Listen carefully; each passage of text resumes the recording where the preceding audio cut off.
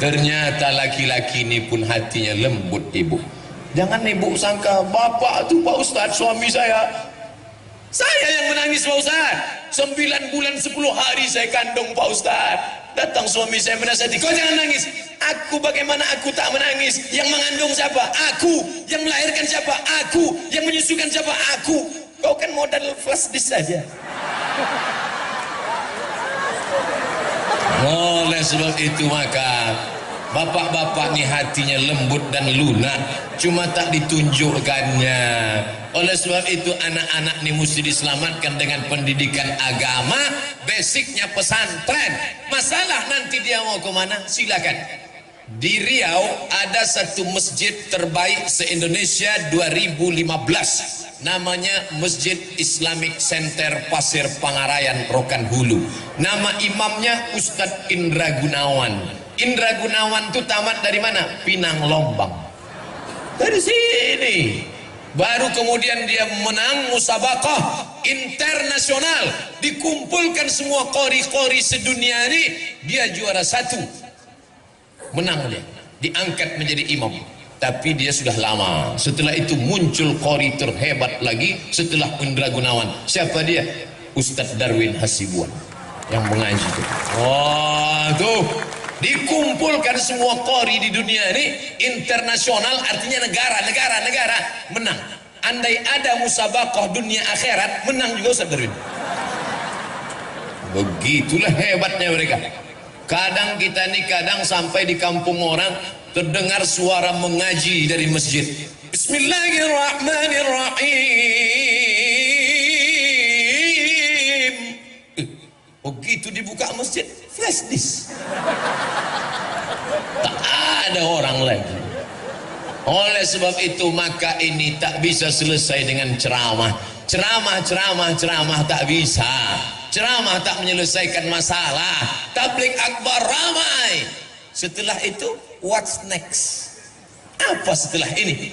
Saya diangkat jadi tim sosialisasi zakat provinsi sejak 2009 sampai 2015. Berkoar-koar, bayarlah zakat.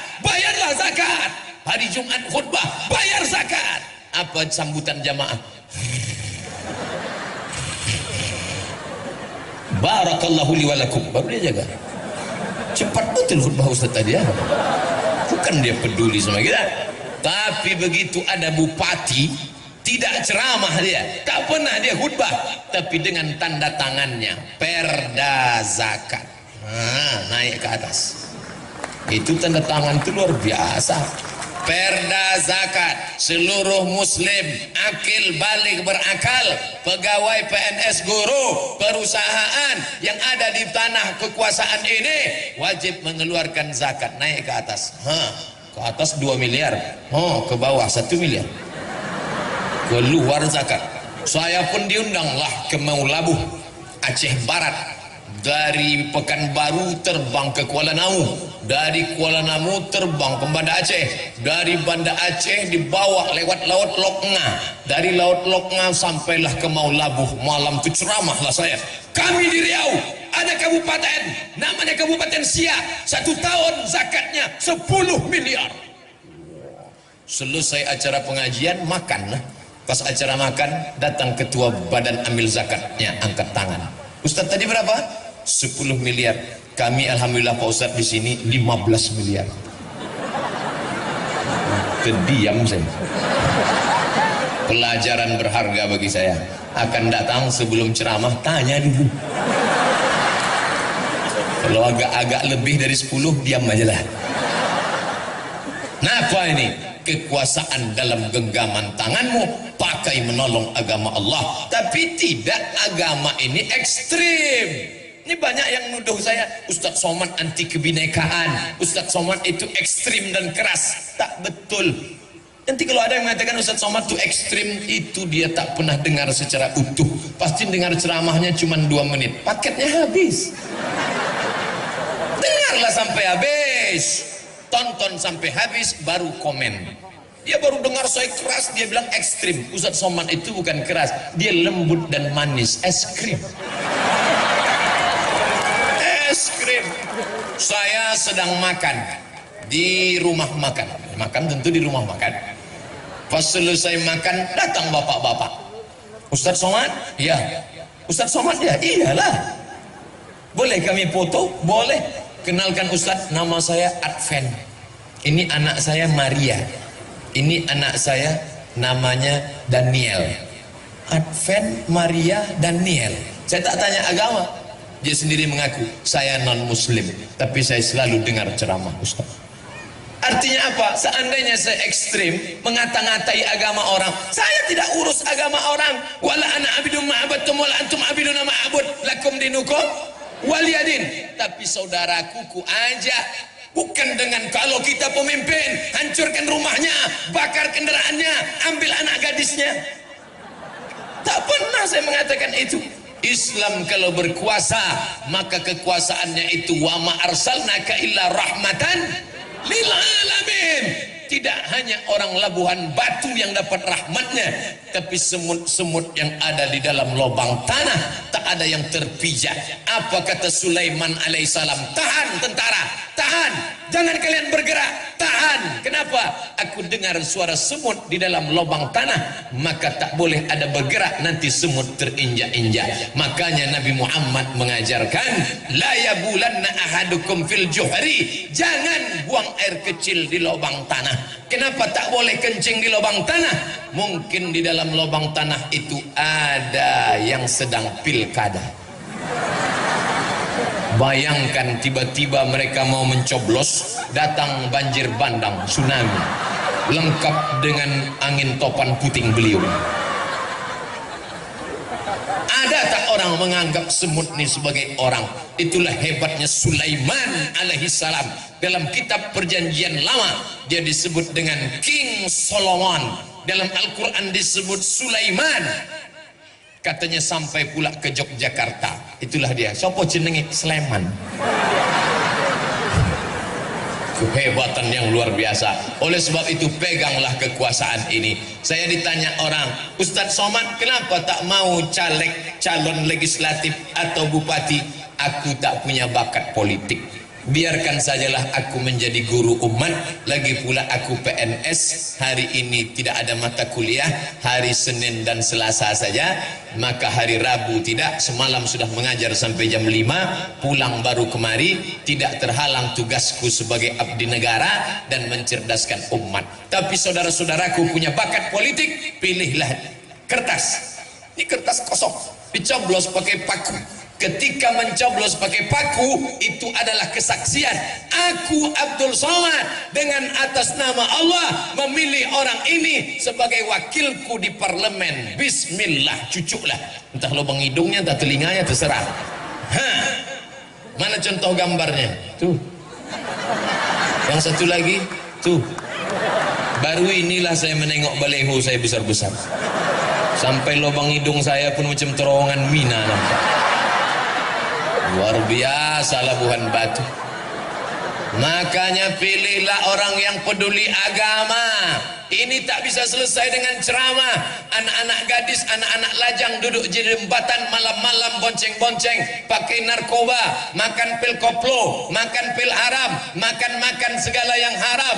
Mana bisa dilarang? Saya pulang ceramah jam 2 malam dari Dumai sampai ke Pekanbaru jam 3, jam 4, hampir subuh. Anak lajang, anak gadis berbonceng-bonceng di atas jembatan. Itu tak bisa dengan ceramah. Tak mungkin saya keluar dari mobil ceramah, Assalamualaikum warahmatullahi wabarakatuh. Mana bisa? Maulah dicampakkan mereka saya ke sungai. Anak-anak geng motor itu macam mana menceramahi dia? Bapak-bapak polisi yang ada pistol besinya, itu ada kerinduan dalam hatinya, ingin melarang orang buat dosa. Kenapa dia tak larang? Tak ada payung hukumnya. Siapa yang buat payung hukumnya? Perda, peraturan daerah. Yang buat perda itu siapa? DPR. DPR-nya siapa yang milih? Kita. Maka kalau umat ini cerdas, setiap masjid mengerti, setiap umat paham. Datang calon anggota legislatif, bawa karpet 2 gulung. Tolong kau pilih aku, nanti kalau aku menang ku kasih tambahan, ini DP-nya, tapi kalau aku salah nih ku jemput balik. Tak laku Pak. Jangan kau bawa karpet, jangan kau bawa kipas angin, jangan kau bawa semen, duit kami banyak. Tapi kalau kau duduk di sana, kau buatkan 3 perda, keluarkan perda zakat, keluarkan perda busana muslimah, keluarkan ke perda pendidikan agama Islam di sekolah umum. Tadi saya tanya berapa penduduk Labuhan Batu Kabupaten, sekitar 600.000. Saya sudah terbayang berapa DPT-nya, daftar pemilih tetap. Kalau dikuasai itu 50% plus 1, maka kita akan bisa memegang kekuasaan. Dan kalau masjid bangkit, anak-anak muda bangun, maka akan terpilih pemimpin peduli agama di tengah orang beragama, dan non muslim tak pernah terganggu, teraniaya. Allahu Akbar. Bapak Ibu yang dimuliakan Allah. Jadi kalau ada orang selama ini berpendapat politik itu jahat, politikus itu tikus, politik itu tak layak, akhirnya ketika politik diambil orang, kita pun hanya menganga saja, masuk angin gembung mati. Maka tolong agama ini. Anak bapak sudah punya bakat, kelas 1 jadi ketua kelas, SMP jadi ketua OSIS, kuliah jadi anggota BEM. Saya berapa kali diundang ceramah, dihadiri oleh 5 gubernur. 5 gubernur depan saya. Gubernur BEM, Badan Eksekutif Mahasiswa, Gubernur Fakultas Saintek, Gubernur Fakultas Fekonsos, Gubernur Fakultas Paper-Tapet, Gubernur Fakultas Ekonomi, Gubernur Fakultas Psikologi. Kalian gubernur-gubernur sekarang nanti menjadi gubernur di masa akan datang. Tadi banyak santri-santri, mereka mau jadi apa nanti terserah dia bakatnya. Jangan dikirim semua ke Mesir. Nanti yang mau ke Mesir itu tes pertama bahasa Arab, nahwu, sorob, balaghah, ma'ani, mantik, bayan. Mantap bahasa Arabnya, tes dia ceramah, berbunyi apa tidak? Untuk apa ilmunya banyak tak berbunyi? Pas dimajukan ke depan, Assalamualaikum warahmatullahi wabarakatuh. Nah, tes dia ceramah, dia balik di ceramah, supaya jangan lagi ada orang pandai ceramah tapi tak ada isinya. Apa yang mau dibawa pulang? Maka sesuai ilmunya ada, suaranya ada. Dan yang paling penting, jangan lupa berdoa, berdoa, berdoa. Doakan dia, ibunya, yang mengandungnya, yang menyusukannya, yang melahirkannya. Doa ibu kepada anak macam doa Nabi kepada umat. Tak ada yang paling kabul doanya selain doa ibu. Maka kalau ibu marah sama anak itu, jangan panggil dia hei hantu, maka dia menjadi ghostbuster. Panggil dia dengan doa yang hebat. Hai calon bupati Labuhan Batu, hai calon gubernur Sumatera Utara, kesini kau sebentar nak. Itu doa luar biasa. Ya Allah, tunjukkan padaku siapa kawanku nanti di dalam surga. Kata Nabi Musa alaihissalam. Apa kata Nabi Musa? Tunjukkan aku nanti kawanku di surga siapa? Kata Allah, pergi kau ke pasar, di ujung sudut sana ada kawan kau di surga. Nabi Musa pun pergi ke pasar, ditengoknya lah yang masuk surga itu tak meyakinkan gayanya. Apa kerjanya? Tukang jual daging. Ya, ambilnya daging potong-potong jual, ambil daging potong-potong jual. Ini kawanku masuk surga, tak level. Diikutinya tukang daging pulang ke rumah. Sampai di rumah daging dipotongnya, habis itu dicucinya, diletakkannya daun sop, dimasaknya, selesai itu disuapkannya ke mulut emaknya. Makan mak. Selesai makan, emaknya berdoa. Apa kata emaknya? Ya Allah, masukkan anakku ini ke dalam surga bersama Musa alaihi salam. Pernah tak ibu mendoakan anak, ya Allah, masukkan anakku ini ke dalam surga bersama Sayyidina Muhammad sallallahu alaihi wasallam? Kalau belum berdoa, sekarang boleh Pak Ustaz? Jangan, saya mau ceramah. Nanti habis sholat zuhur, ya Allah, masukkan anakku ini ke dalam surga bersama Muhammad sallallahu alaihi wasallam. Masalah sekolahnya terserah. Sekolahnya terserah, tapi basicnya sudah pesantren. Anak kau di mana? Pesantren. Kampungan. Anakku lah hebat. Di mana? Islamic boarding school. Orang kita ini mudah ditipu pakai bahasa Inggris. Isinya itu juga. Islamic boarding school, pesantren lah itu. Kau tadi ke Medan naik apa? Dari Jakarta naik Lion.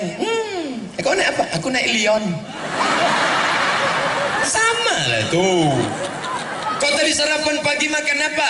Aku makan ayam goreng. Orang kampung. Kau makan apa? Fried chicken. Kualinya sama, minyak jelantah juga. Mau dibohongi dengan kata-kata. Oleh sebab itu maka terserahlah mau buat SDIT, SMPIT, SMAIT, Islamic Boarding School, terserah. Yang penting nanti setelah itu dia mau jadi apa. Anak ibu dia tidak mau diam, tapi dia mau terbang macam Raja Wali. Biarkan dia terbang sejauh mata memandang, tapi nanti hari petang dia akan pulang karena dia tahu di mana letak sarang. Silakan kau terbang nak. Anak saya tak bisa terbang Pak Ustaz, dia hanya diam saja mengeram, berarti dia itik petelur. Maka biarkan dia bertelur. Kenali anak kita baik-baik. Anak saya ini Pak Ustaz kemana-mana bawa martil, masukkan dia fakultas hukum. Dia mau jadi hakim konstitusi. Lepak, lepak. Bapak PN ada di sini, martil aja dibawa. Lepak. Orang yang bawa martil itu dua kemungkinan. Kalau tak hakim, tukang. Anak saya ini kemana-mana bawa jarum suntik Pak Ustadz, masukkan dia ke fakultas kedokteran. Yang bawa jarum suntik dua kemungkinan. Kalau tidak menyuntik dokter spesialis, pecandu narkoba. Tergantung kemana kita mengarahkannya. Ustadz Somad dulu waktu kecil bawa apa? Saya tanya lah mak saya, aku dulu kecil bawa apa mak? Kemana-mana kau bawa pena. Rupanya mau menulis buku. Itulah buku serahkan ke Pak Bupati tadi. Menulis buku 37 masalah populer, 33 tanya jawab kurban, 30 tanya jawab puasa, 99 tanya jawab sholat. Oh, Ustadz Somad mau jual buku ya? Tidak, buku itu download gratis dalam bentuk PDF. Buka HP,